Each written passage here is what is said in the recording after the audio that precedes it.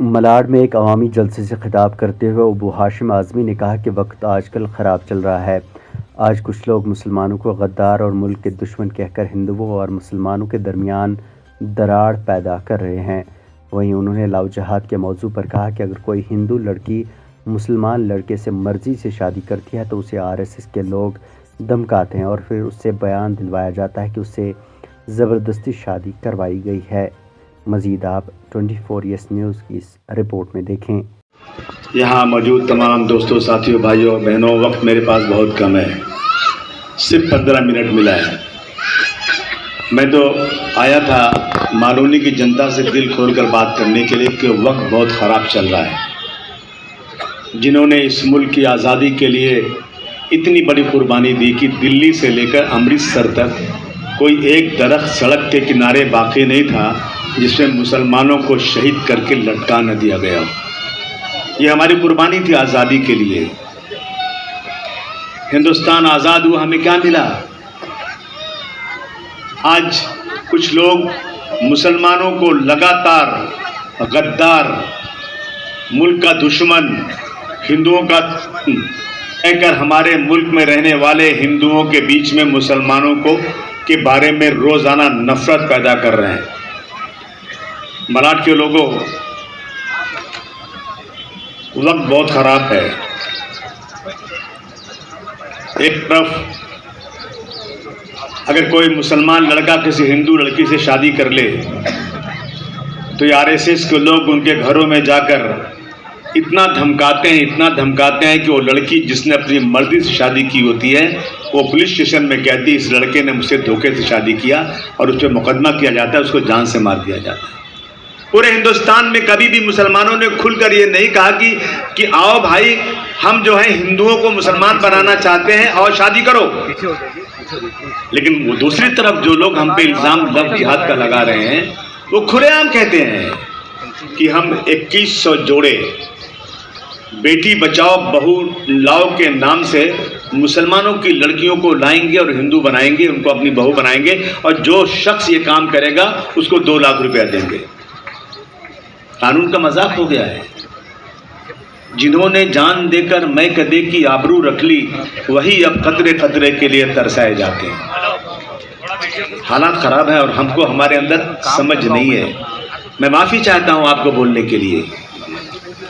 जब तक हम इकट्ठा नहीं होंगे, मैं नहीं कह रहा हूं हम इकट्ठा हो जाए मुसलमान, वो हिंदू भाई, तमाम उन कार्यकर्ताओं को जो राजनीति में रुचि लेकर हमारा साथ दे रहे हैं, मैं उन सबका बहुत बहुत अभिनंदन करता हूं, बहुत स्वागत करता हूं कि आज जो है लोगों को राजनीति से अच्छे लोगों को जुड़ने की ज़रूरत है। अगर अच्छे नहीं जुड़ेंगे ना तो सब खराब लोग ही आएंगे और राजनीति का बिल्कुल इसमें भ्रष्टाचार बेईमानी होती रहेगी। तो मैं इस उम्मीद से आया हूँ कि साजिद पठान और इनके साथ और बहुत सारे लोग मालूनी के जुड़ेंगे तो समाजवादी पार्टी मजबूत होगी और हम लोग काम कर पाएंगे। मलाड पहुंचने में आपको कितना दिक्कतों का सामना? बहुत दिक्कत है, बहुत ऐसी ट्रैफिक होती है ना यहाँ। जब मालूनी का नाम आता है तो मैं सीधे ट्रेन ही ढूंढता हूँ कि ट्रेन पकड़ लो। ट्रेन पकड़ने के बाद भी स्टेशन से यहाँ तक आने में नानी याद आ जाती है, समझा आपने? लव जिहाद के ऊपर क्या कहना चाहेंगे? जो गवर्नमेंट बिल ला रही है लव जिहाद बनाने के लिए 2 से 3 साल की सजा का प्रावधान रहेगा। सिर्फ और सिर्फ मुसलमानों को परेशान करने के लिए किया जा रहा है। लव जिहाद नाम की कोई चीज़ नहीं है। मैं मुख्यमंत्री जी को, प्रधानमंत्री जी को जिहाद के ऊपर इतनी सारी किताबें दे सकता हूँ कि जिहाद कितना रिस्पेक्टेड, कितना कैसा लफ्ज़ है, जिहाद कहाँ इस्तेमाल किया जाता है। ये छिछोरों की तरह से ये जो है लव जिहाद बात करते हैं। NIA ने कह दिया कि लव जिहाद नाम की कोई तंजीम नहीं है। मैं उनसे पूछूं जो मुस्लिम लड़कियां हिंदुओं से शादी कर रही हैं वो कौन सा जिहाद है? आप सर्वे कर लीजिए। आज ये हो गया है कि मुस्लिम लड़कियां हिंदुओं से, हिंदू लड़कियां मुस्लिमों से शादी कर रहे हैं। मॉडर्न ज़माना आ गया है। अब कोई लड़कियां माँ बाप की बात सुनती नहीं है।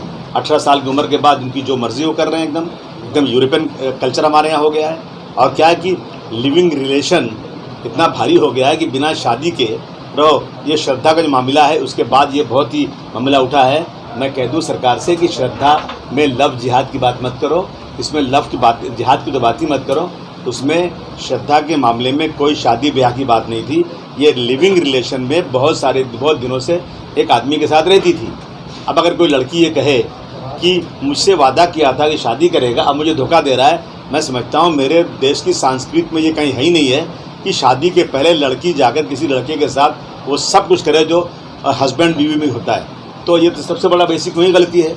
और अगर ये कोई तंजीम बना रहे हैं लोग यूरोप के लिए कि कोई लड़के लड़कियां शादी करेंगे तो हम उसमें, या कुछ ऐसे वाक़यात हुए तो हम उसमें मदद करेंगे, तो मैं कहना चाहता हूं कि अगर आप मदद करेंगे तो आप जितने हिंदू लेंगे उतने मुस्लिम भी लीजिएगा। और ये धर्म का मामला है, कोई राजनीतिक आदमी नहीं चाहिए इसमें, धार्मिक आदमी चाहिए इसमें। धार्मिक लोगों को लीजिए, जमात उलमा के, जमात इस्लामी के और अहले हदीस के, और जो हमारे ये जो और बहुत सारी तंजीमें हैं देश में, उन मुस्लिम तंजीमों के न्यूट्रल लोगों को लीजिए, हिंदुओं को लीजिए, धार्मिक लोगों को, क्रिश्चियन को लीजिए, पारसी को लीजिए और बराबर चेक कीजिए।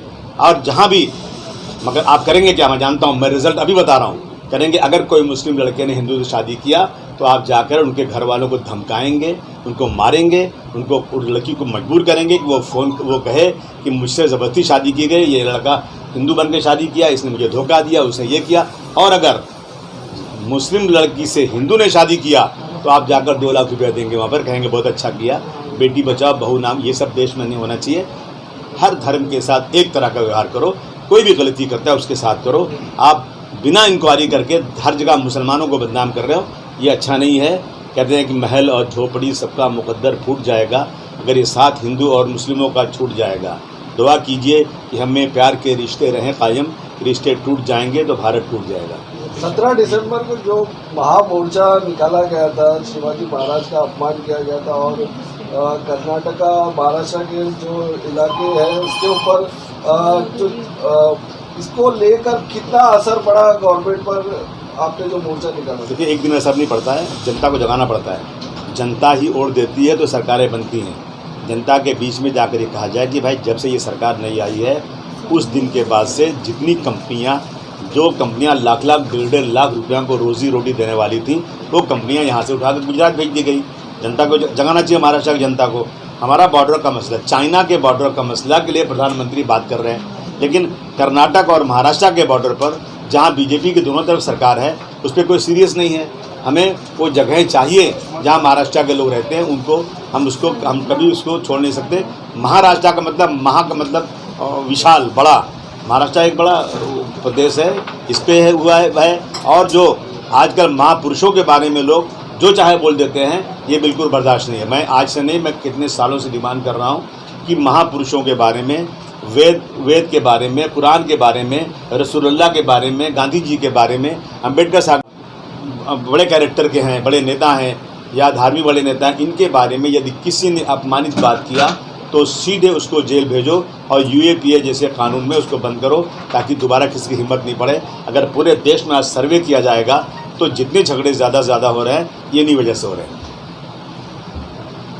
सर, मालौनी में आपकी पार्टी में जितनी तेजी के साथ लोग प्रवेश करते हैं उतनी तेजी के साथ लोग निकल भी जाते हैं। इसकी मिसाल नासिर कुरैशी है, इसकी मिसाल सोहेल रिजवी है, बबलू बाटा। और बोलिए ना, और नाम लीजिए ना, बस और थोड़ा और पीछे जाइए ना। ये 2 नाम हैं, और भी है, और भी है। कहते हैं जो जिनको उंगलियां पकड़ा के चलाना सिखाते थे ना, वो लोग भाग गए।